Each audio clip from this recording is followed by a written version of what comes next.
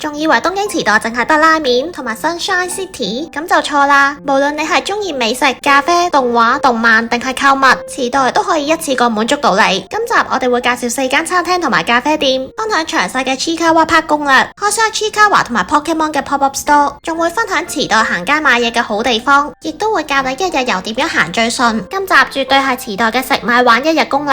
我哋係 Aeshiba，Let's start。影片開始之前，記得 CLSS 同埋 follow 埋我哋個 IG。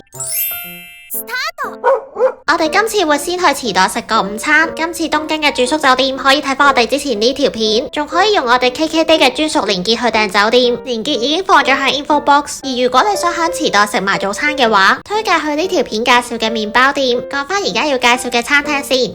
第一間要介紹嘅餐廳就係人氣漢堡包店 No.18， 由池袋站行過嚟大概需要10分鐘左右。呢間餐廳響 Tabelog 係有高達 3.68 分，佢亦係2026年嘅8名店。要留意呢間餐廳淨係做午市㗎咋，朝頭早11點開始營業至晏晝4點，逢星期二就休息嘅。我哋今次係平日嘅12點鐘嚟到排隊，等咗大約15分鐘左右。呢間餐廳嘅店鋪面積唔大，入邊只有13個座位。今次叫咗2個牛油果 Mozzarella Cheese Burger。呢度嘅 burger 用料講究，入邊塊漢堡扒係用牛肩肉嚟整嘅，再配以獨特嘅切法，令到佢口感食起上嚟似一塊牛扒。而漢堡包嘅麵包係同新宿好出名嘅麵包店福屋佢訂製，再配埋芝士、生菜同埋特製嘅醬汁一齊食，真係超正啊！呢個絕對係我哋喺東京暫時食過最好食嘅 burger， 而佢嘅薯條同飲品就正正常常啦。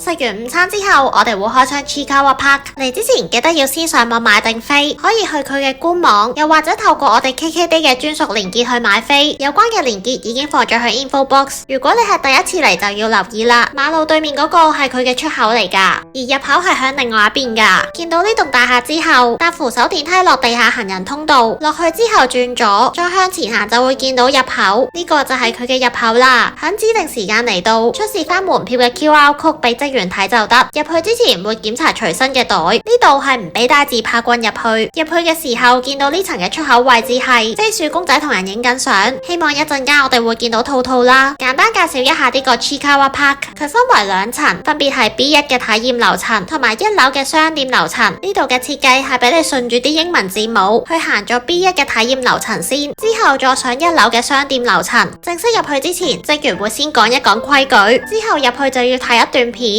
再過星星隧道就係啦。首先會嚟到 D 至 I 區域，D 區域係一間賣帽同埋頭飾嘅店鋪，近入口位置就擺咗好多小可愛嘅帽。掙扎咗好耐，買哥布林帽好定買兔哥帽好呢？最後都係決定買頭箍，因為頂帽好似太厚同埋都幾重身。我哋覺得呢4款頭箍係幾靚噶。行到最入仲有畫家帽，呢款畫家帽係雙面噶。買完頭飾之後就可以嚟到呢個中間嘅位置，大樹附近係有啲長凳，可以坐低同 Chiikawa 影相。而大樹右邊嘅區域就係 Chi 嘅小屋，可以行入去個場景度影相。門口位仲有小白放低嘅零食，像真度都真係幾高。佢嘅旁邊就有跌落洞穴嘅小白，可以用洞穴天花嘅鏡同小白自拍影相。再過少少有影兔哥嘅互動區域，呢個區域係唔俾拍片嘅，淨係可以影相。佢嘅情節係同動畫一樣，兔哥會係咁喐嚟喐去，你就要扮小白去影兔哥。我哋覺得呢個係幾好玩噶。玩完互動體驗之後，旁邊就有得同海奶師傅影相。去下個區域之前，記得要入廁所度睇下，入邊都好靚噶。不過廁所位就唔好拍片同影相啦。之後響呢個位行入去，就會去到噩夢房間。佢係一個鏡房迷宮嚟。過咗呢個迷宮之後，就會見到栗子碼頭響度飲酒。跟住就係森林觀察站，佢會派一個 3D 眼鏡俾你，要用呢副眼鏡嚟睇影片。再之後就會嚟到哥布林監獄，會有工作人員幫你同哥布林影相。打完卡之後就會去到十魔區域，呢個區域完全還原動畫嘅細節。最後就會見到兔兔佢哋成功逃脫。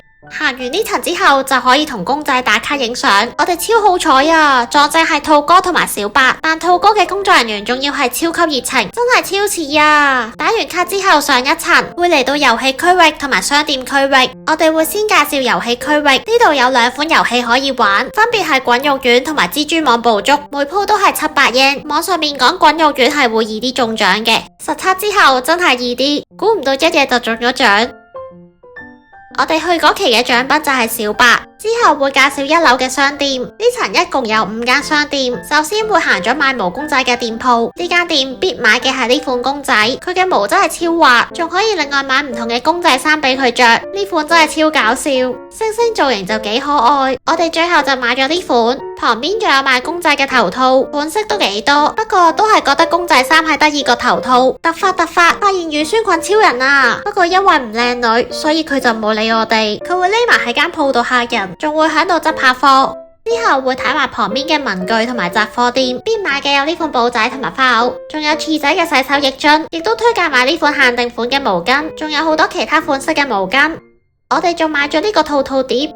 之後就會睇賣服飾嘅店鋪，呢間門口位置有熒光棒套哥，而連身嘅仲有着住唔同衫嘅套哥。呢度必買嘅有呢件冷衫，佢嘅手袖位係有朱自清套套。我哋仲推介買埋呢件外套，佢嘅背面係有好多 Chikawa 嘅貼圖。另外仲唔小心買咗啲 T-shirt，我哋買咗呢件，同埋買咗呢件，旁邊仲有熒光套哥衫。呢度亦都有賣畫家帽，仲有賣唔同角色嘅襪，亦都有賣袋同埋背囊。最搞笑嘅應該係呢把海賴師傅造型嘅劍袋。我哋跟住會過對面睇埋賣爆谷同埋零食嘅商店，呢度有唔同造型嘅爆谷桶，亦都有賣唔同種類嘅零食。推介買呢款兔哥棉花糖，仲有賣芡湯嘅最終，亦都有必買嘅報酬袋餅乾。而對面就有客製化商品嘅店鋪，揀完你想要嘅嘢之後，可以嚟到呢個位一次過俾錢。之後會同大家去行下街，首先會嚟到池袋 Parco 嘅7樓，呢層有 Chikawa 嘅餐廳，佢喺2025年11月底推出咗土法為主題嘅餐點，不過我哋今次嘅目標係佢旁邊嘅 Pop-up Store， 呢間 Pop-up Store 嘅主題係 Casual Dining， 入邊都有幾多限定嘅商品賣，店鋪嘅面積就比較細。我哋首先會行到最入睇下有啲咩買，紅色嗰個係兔兔嘅手機支架，過少少就有啲 T-shirt， 亦都有啲環保袋，入啲仲有啲限定嘅公仔，今次就買咗呢隻兔兔公仔，低少少仲有啲限定嘅 T-shirt， 仲決定買埋呢件限定 T-shirt， 亦都買咗呢件兔哥衫，佢前面係有兔哥屁股嘅 logo 噶。行到最入仲有啲限定嘅手機指環，放喺下邊嘅兔哥 T-shirt 都好靚啊，不過就得翻大碼。呢款兔哥去廁所嘅襪都幾搞笑，呢頂黃色再配格仔嘅帽就有啲難 carry。我哋仲買咗呢塊兔哥地布，後一排仲有 cushion、毛巾等等嘅生活雜貨，中間位置就有啲文具。同埋一啲碗碟，呢個 memo 紙係幾靚噶，一本入邊有4款，另外仲有呢本。之後會睇埋隔籬嗰排，我哋仲唔小心買埋呢個兔哥花口袋，中意飛鼠嘅就可以買呢個。佢下邊仲有啲膠碟同埋杯，嚟到就一定要買埋呢個咖喱，不過就仲未有時間煮佢嚟試。最外邊嗰排仲放咗啲公仔同埋杯。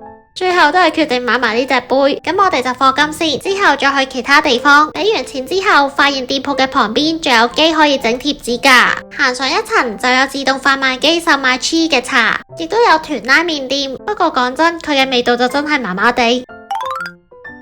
之後我哋會去池袋站，呢度都有 PTCG 卡機。想知我哋嘅抽卡結果同埋池袋喺邊度可以買卡，就要睇翻我哋之前呢條片。跟住我哋會去東武百貨地下1樓嘅 Multi Square， 向今年3月5號至到3月11號呢度有 Pokemon 30周年嘅 Pop-up Store。不過因為我哋係抽到比較後嘅日子嘅整理券，所以就買唔到限定嘅黑白初代比卡超公仔。咁入到嚟就點都要留翻個限定扭蛋先走嘅。再之後我哋會去東武百貨嘅5樓，呢度會有我哋嘅外店望包。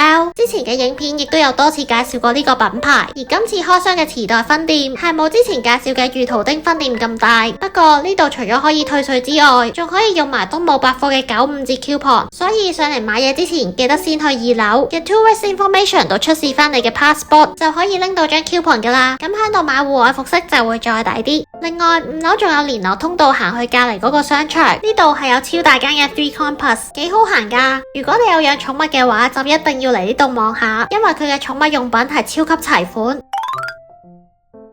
行咗咁耐街之後，就梗係要揾間咖啡店嚟坐下休息下啦。今次會介紹和啡亭，由池袋站行過嚟只需要大約5分鐘左右。佢喺日本美食網 Tabelog 係有高達 3.74 分，亦係2022年嘅8名店。店入邊有吧台嘅座位，亦都有普通嘅座位。呢間咖啡老店係喺1983年開始營業至今，所以店入邊嘅裝修同埋餐桌都係比較懷舊。而呢度嘅咖啡豆都係經過炭火烘焙，每一杯咖啡都會用25g嘅咖啡豆嚟沖。呢個個用量係一般咖啡店嘅1倍，所以呢度嘅咖啡飲落係會比較香濃。我哋今次叫咗2杯琥珀女王咖啡同埋2件蛋糕。首先介紹咗呢杯琥珀女王咖啡先，呢杯絕對係嚟到呢度必飲嘅。佢面頭有啲泡沫，令飲落嘅口感更加順滑。佢嘅咖啡味香醇得嚟又唔苦，呢杯咖啡真係好好飲噶。之後會試埋佢嘅芝士蛋糕，呢款芝士蛋糕食落唔太甜，佢嘅奶味會比較重，口感食落係比較厚實，係幾好食噶。跟住會試埋個朱古力蛋糕，佢嘅朱古力味係幾香濃，食落都係唔太甜，不過就略嫌個蛋糕唔夠鬆軟。兩款蛋糕去比較嘅話，我哋會中意食芝士蛋糕多啲。之後會介紹2間餐廳俾大家，等大家嚟到池袋食晚餐嘅時候多個選擇。首先會介紹嘅呢間餐廳叫做定食美松，由池袋站行過嚟大概需要6分鐘左右，而佢喺塔比羅湖就有3.57分。呢度係主打日式定食，晏晝嚟食嘅話就會平啲，但就要排耐啲隊。我哋今次嚟食晚餐就直入唔使排。職員今次介紹咗2個炸物定食俾我哋，每個定食都會有勁足料嘅麵豉湯，個湯入邊係有超多蘿蔔同埋豆腐等等。定食仲會包蔬菜前菜，亦都有葉菜同埋飯。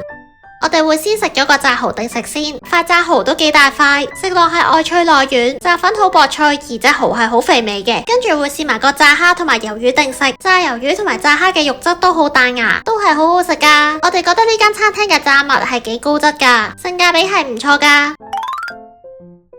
第2間要介紹嘅餐廳就係 Pizza Bossa， 由池袋站行過嚟都係需要6分鐘左右。佢喺塔比羅湖嘅評分係高達3.72分。我哋今次係喺佢晚市營業之前早5分鐘嚟到排隊 walk in， 好好彩喺冇預約嘅情況之下，第一輪就入到去。店鋪嘅面積唔大，入邊只有16個座位。一行入嚟就見到好大個 pizza 爐，呢個爐嘅溫度係可以去到500度，用佢嚟烤 pizza 只需要1分鐘。而呢度嘅 pizza 麵團淨係用小麥、水、鹽同埋酵母嚟整。麵團係會經過24小時以上嘅發酵時間，先至會拎嚟整 pizza。呢度嘅 pizza 仲要係即叫即整噶。pizza 上面嘅配料，例如番茄、mozzarella cheese 等等嘅食材，都係嚟自意大利嘅。我哋今晚仲好彩有得坐吧台，可以近距離望住廚師整 pizza。佢而家整緊嘅其中一個 pizza 就係我哋叫嘅 Bismarck， 佢係一款有火腿同埋半熟蛋嘅 pizza。我哋另外仲叫咗個芝士 pizza。你會見到廚師落晒所有餡料之後，就會倒啲橄欖油落去，先至拎啲 pizza 去焗。啱啱都有講過，焗大約1分鐘左右就得，真係好期待啊！首先試咗佢個 Bismarck 先，佢個 pizza 餅底係比較薄身，批邊係焗到面頭有啲酥脆，而入邊係幾鬆軟又 Q 彈，配埋上面嘅火腿同埋蛋黃一齊食係幾好食噶。不過呢度嘅餅底就唔夠我哋上一條片介紹嘅香港金餃煎 pizza 咁鬆軟。之後會試埋個芝士 pizza， 呢款 pizza 係用咗4款唔同嘅芝士嚟整，食之前要倒啲蜜糖落去，食落係充滿住芝士嘅鹹香味，而蜜糖係會令到呢款 pizza 冇咁漏。我哋覺得加咗係好食啲嘅。池袋其實仲有好多食買玩嘅好地方，一集真係講唔晒。如果你都知道有啲咩好地方，歡迎喺影片下邊留言分享。好啦，我哋今集嚟到呢度，好多謝大家收睇呢一集。如果中意呢一集嘅內容，記得俾個 like 呢條片 ，subscribe 呢個 YouTube channel， 同埋 follow 埋我哋個 IG 啊。下一集我哋會繼續日本嘅行程，我哋下集見啦，拜拜。ありがとうございました。阿 Chiba， 究竟我哋仲要食幾多餐 pizza 啊？食多幾餐啦，我要試晒東京嘅 pizza。吓，唔係啩？